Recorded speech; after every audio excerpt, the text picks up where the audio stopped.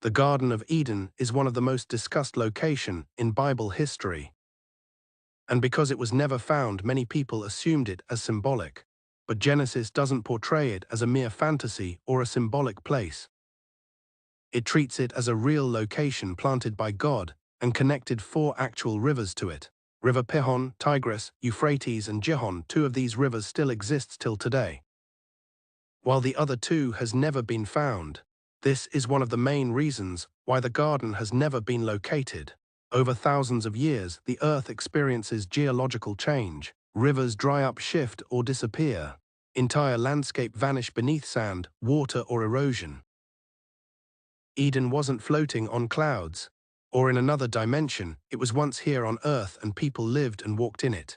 So here's the catch: if it was real, why hasn't it been found? No landmarks, no trace, just nothing. According to the Bible, after the fall of Adam and Eve, God drove them out and placed a cherubim, a high-ranked angel, and a flaming sword to protect the way. This wasn't temporary. God didn't want Eden to become a tourist site. And he definitely didn't want more people eating of the forbidden fruit, so the best option was to make it vanish from the earth, not because it wasn't real, but because he doesn't want man to enter into it again in his fallen state.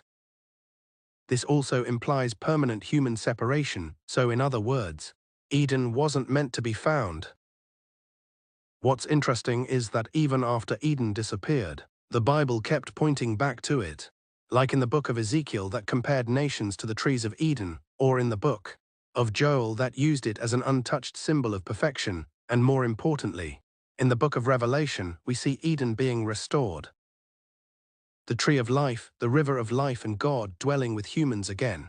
So here's the truth: Eden was real. It existed somewhere in the Mesopotamia world. It disappeared because it was sealed, altered, and reshaped by time. And it reappears at the very end of the Bible, not as a place we rediscover, but as a future promised restoration. Humanity began in a sacred place with God, and the story ends with God restoring that same relationship in a new eternal world. So while the physical location remains hidden, unknown, and likely changed forever, Eden's original purpose and imagery still remains unchanged, with God restoring everything we lost.